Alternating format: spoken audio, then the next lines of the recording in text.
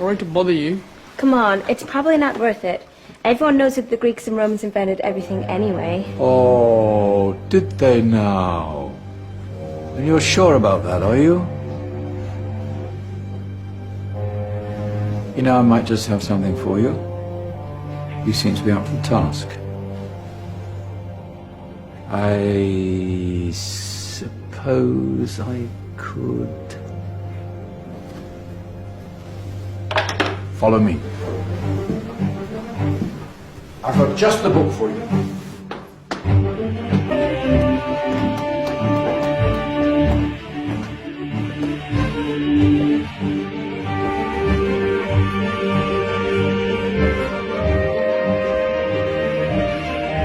Where are we going? I don't know. Ask him.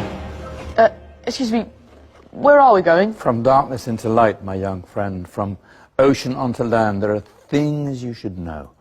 Oh, yes, indeed. Yes, indeed.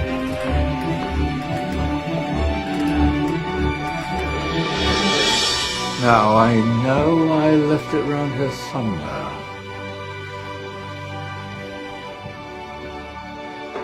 Ah! Here it is. Now, take a look. If you dare.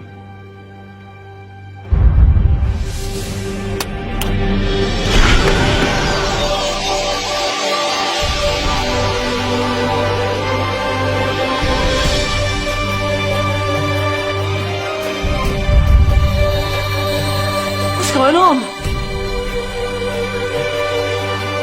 Welcome to the Dark Ages, or as it should be known, the Golden Ages. Who are you? I am Al-Jazari, engineer and ingenious inventor. I thought you said this was the Dark Ages. It doesn't look very... dark. That's because it's all a matter of perspective, my soon-to-be illuminated friend.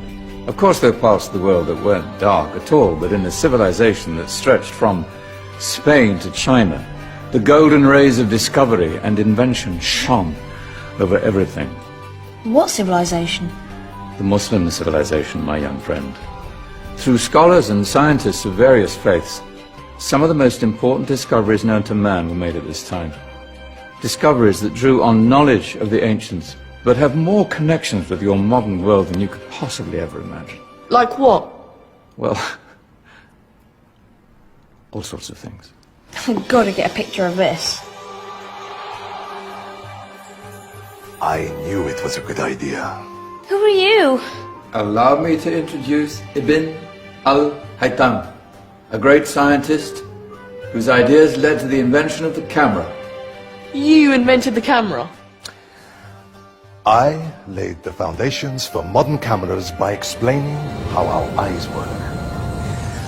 I found a way of projecting an image onto another surface through a small hole in a dark room, later called camera obscura. Think of all the things that evolved from this discovery. Cameras, cinema, all share the same principle. Cool. Look out below! Who's that? That's my good friend, Abbas ibn Farnas, who gazed up to the heavens, passionate in his belief that man could fly. Whoa. Indeed, he dared to dream about flying 1,000 years before the Wright brothers. Do you know you all take your jet-setting holidays for granted, so it only seems fair to remember Abbas ibn Farnas. Stand by. I'm ready for takeoff.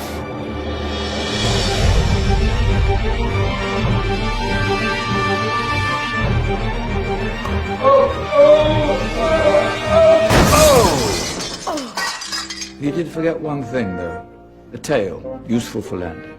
My back. Is there a doctor in the house? Did someone call? Ah, my old friend, why don't you introduce yourself to my young guests? I am Abul Qasim al-Zahrawi. Many call me the father of surgery. Did you actually do surgery back then? course we did. In fact, many of the surgical tools that I invented are still used in your modern hospitals. Excuse me, a patient needs my attention. Scalpel? I think I may need some stitches. In that case, I'll use catgut. Catgut? From the gut of animals. Perfect for stitching up internal wounds. Your surgeons are still using it today. Sorry, mustache.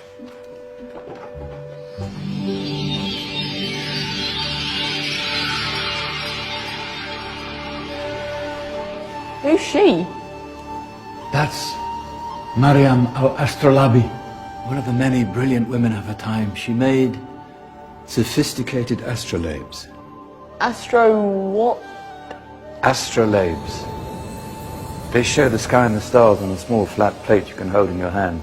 Think of them as ancient calculating or timekeeping devices. Today you have your watch, your compass, satellite navigation, helping people and explorers travel the world.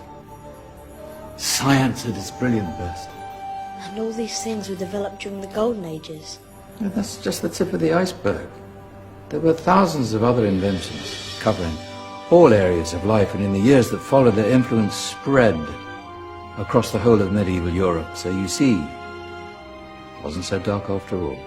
What about you? Me? What did you invent? Well, I don't want to be big-headed, but I made some groundbreaking advances in engineering. I suppose my most significant discovery converted rotary motion into linear motion using a crank and connecting rod. It's essential in pumps and engines.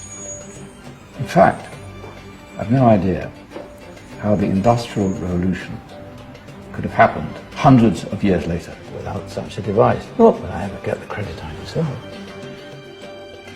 But my crowning glory was my amazing time-telling machine, my legendary elephant clock.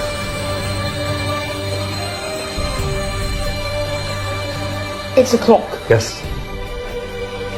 Dozens of components collected from different cultures around the world.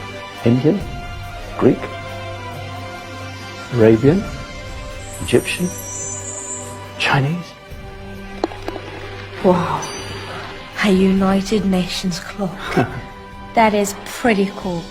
Does it actually tell the time? Wow, yes, of course. If it wasn't for me, thousands of people would be late for everything. Speaking of time, we better get you back. And remember, spread the word.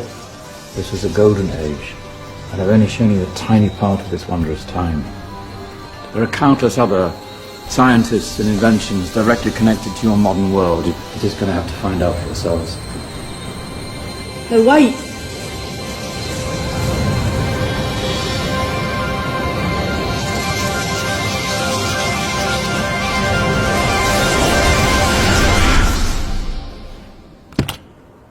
Whoa. Did you? Yeah. That wasn't quite so boring. Come on, we're gonna be late.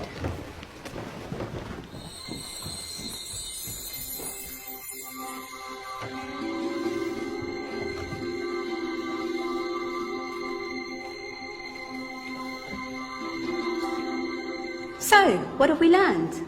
The Romans, the Greeks, the Renaissance, and the Industrial Revolution all have great relevance to us today. Where's Danny's group? Just there, miss. Ah, our intrepid Dark Ages group. You probably had a much harder time finding any connections with the modern world. Actually, miss, that's not strictly true.